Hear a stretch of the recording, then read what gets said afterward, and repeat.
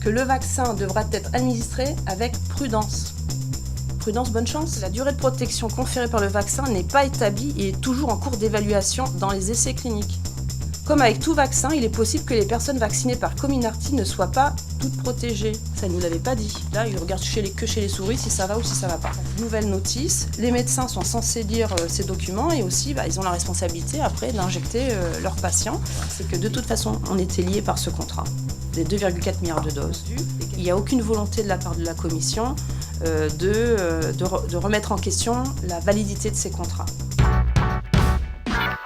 Cette semaine, nous avons une réponse à une question d'un collègue député européen, Ivan Sinčić, même si c'est une question récurrente, c'est-à-dire on demande à la Commission s'il y a un suivi par rapport aux effets secondaires.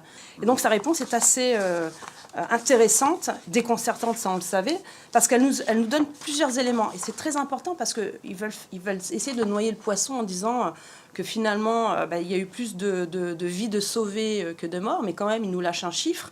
À peu près 12 000 morts ont été relevés, des cas spontanés d'issue fatale. Alors, ils nous disent tout de suite, attention, prendre avec précaution ces chiffres.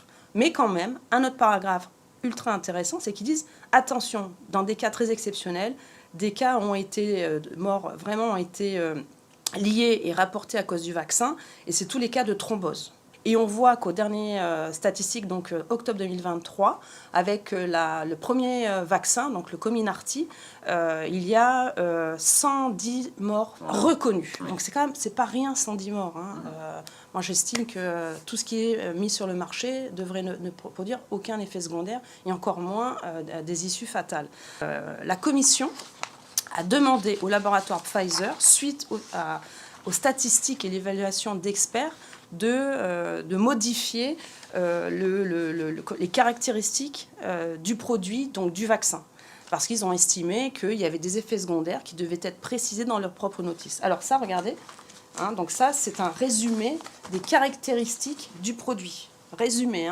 Et donc on demande effectivement à Pfizer d'intégrer tous ces problèmes d'effets secondaires. Et donc vous avez voilà, la définition et les études qui ont été faites.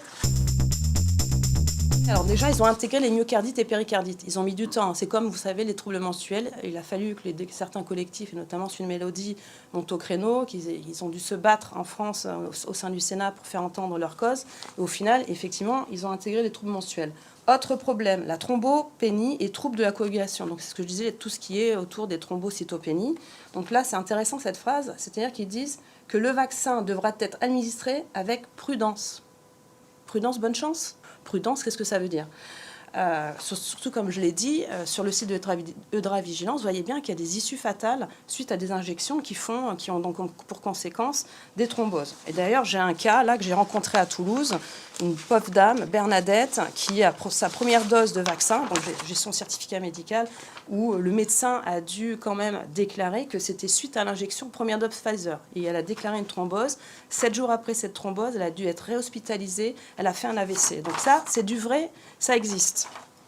Et autre précision dans cette décision, donc pour ceux qui nous regardent, sachez qu'au bout de 3 ans, durée de protection du vaccin. Donc ils disent bien que la durée de protection conférée par le vaccin n'est pas établie et est toujours en cours d'évaluation dans les essais cliniques. Bravo. Ça, je rappelle qu'il y a eu un pass sanitaire, qu'on nous a interdit d'aller et venir, qu'on nous a interdit d'aller aller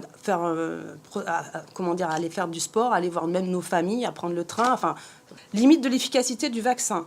Comme avec tout vaccin, il est possible que les personnes vaccinées par Comirnaty ne soient pas toutes protégées. Ça ne nous l'avait pas dit.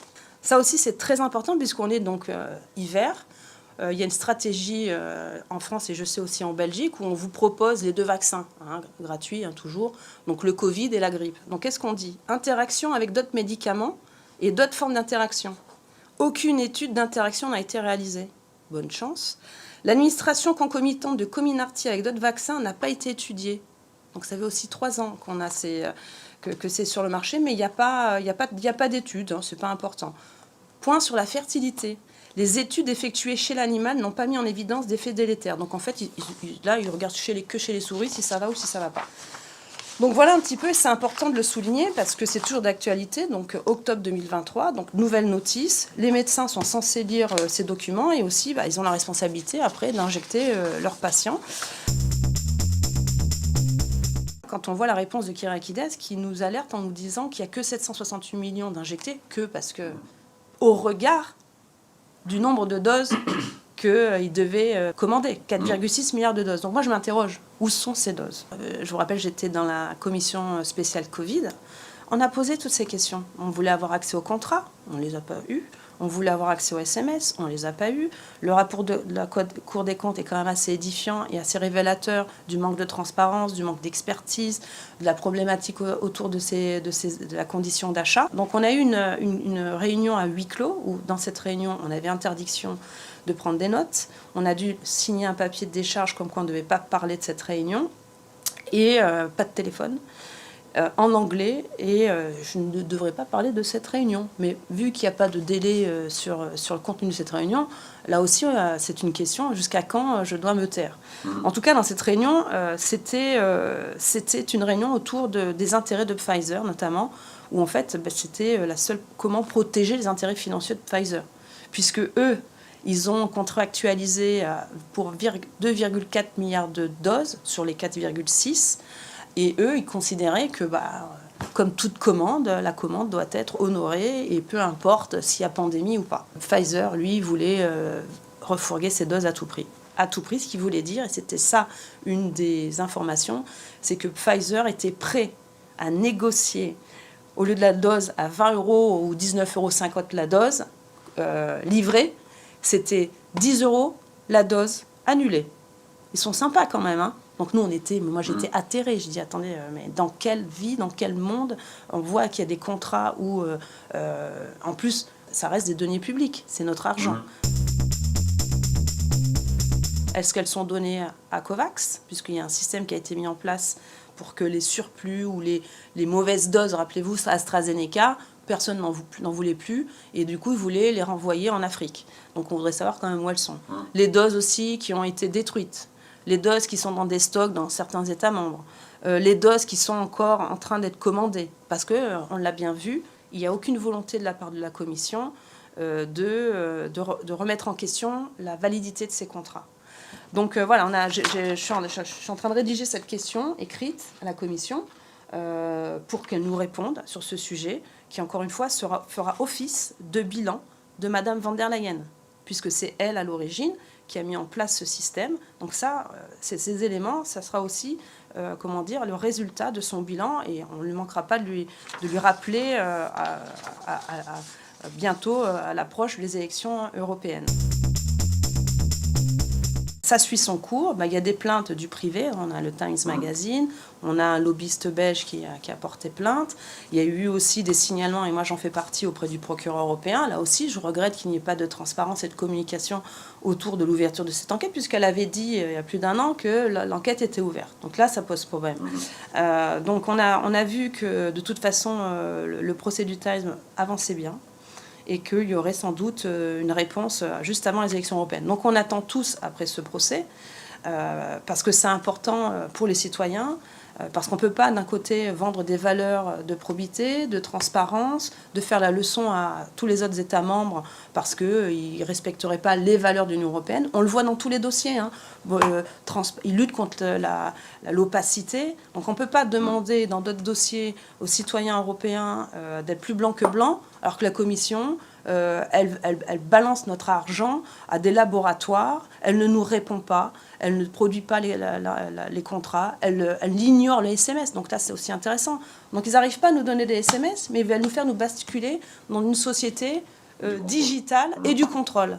Donc c'est pas cohérent, on le dénonce, et de toute façon, on manque pas, avec mes collègues, de monter au créneau et de pas lâcher, parce que il y a le côté judiciaire, et c'est très bien que ça avance, il y a le côté politique. Et donc au niveau politique, c'est vrai qu'on est limité dans notre action par aussi manque de courage de certains autres députés, mais des fois il suffit d'être une bonne dizaine pour faire avancer les choses. Il y a beaucoup qui partagent notre analyse, mais il y en a très peu qui montent au front. Mais quand même, il y a beaucoup de soutien. On le voit au niveau des médias, on le voit au niveau des citoyens. Ils n'osent pas trop le dire, mais ils disent tous qu'on avait raison. Donc c'est un peu la même chose au Parlement européen. Okay. Ce qui est symbolique, c'est le vote final du rapport de ce fameux, moi je l'appelle le rapport Pfizer. Vous savez, à l'issue de la commission Covid, on a rédigé un rapport pour mettre en place une nouvelle stratégie de santé pour la commission, qui aurait dû être un petit peu l'emblème phare de la commission, puisqu'ils disent tout le temps la crise Covid a permis de sauver des vies, qu'ils ont mis en place un mécanisme d'achat groupé de vaccins, que c'était une première, que c'était merveilleux, que c'était fantastique. Eh bien, le jour du vote, un silence de mort, que ce soit pour la présentation de ce dossier par le rapporteur, comme le vote. D'habitude, quand on a un beau rapport comme ça, eh bien, tout le monde s'exprime, tout le monde s'en met plein la figure, j'étais le meilleur, j'étais là, bravo, oh là là, c'est fantastique. Là, silence de mort. Et même au niveau des résultats des votes, un éclatement total des votes. Le chef de la délégation, qui s'appelle Stéphane Séjourné, qui était présent lors du vote, n'a pas pris part au vote. Macron, les macronistes, très agressifs, très pro-vaccin, très pro-labo. D'ailleurs, c'est eux qui n'ont pas voulu, parce que vous rappelez-vous, on a demandé la levée des badges. Et aussi l'audition de Madame van der Leyen. Eux, ils ont tout bloqué. C'était eux, d'ailleurs, qui demandaient au secrétariat de vérifier mes tweets, parce qu'ils estimaient que ce que je disais ne devait pas être diffusé. Moi, je me suis fait, une fois, remonter les bretelles, mais j'ai dit, moi, je fais un peu ce que je veux quand même, à un moment donné. Donc, je laisse ma vidéo. Donc non, on n'est pas seul, on n'est pas isolé, on a beaucoup de soutien. Et je pense qu'aujourd'hui, beaucoup, et je le vois, nous remercient.